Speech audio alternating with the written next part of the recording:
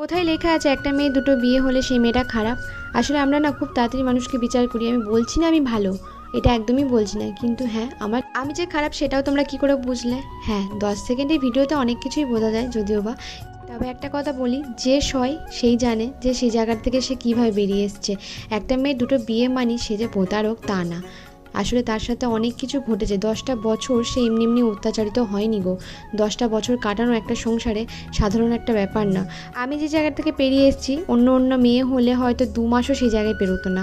সেখানে আমি 10টা বছর কাটিয়ে এসেছি। আমি জানি আমার উপর দিয়ে কী গেছে, তাই এক্সপ্লেনও করতে পারবো না সবাইকে যে কী হয়েছে বা কী হয়নি। সবাই যে আমাকে চোখ বন্ধ করে বিশ্বাস করবে এমনটাও নয়, আর সবাইকে বিশ্বাস করাতে হবে সেটারও দায়ভার কিন্তু আমার না। যদিও বা যার যেরকম মনে হবে সে আমাকে সেরকমই ভাববে। শুধু একটা কথাই বলে রাখছি, কিছু মেয়ের জন্য সব মেয়েদেরকে খারাপ ভেবো না, আবার কিছু ছেলের জন্য সব ছেলেরা যে খারাপ হয় তাও না। পৃথিবীতে কিন্তু সবাই এক না।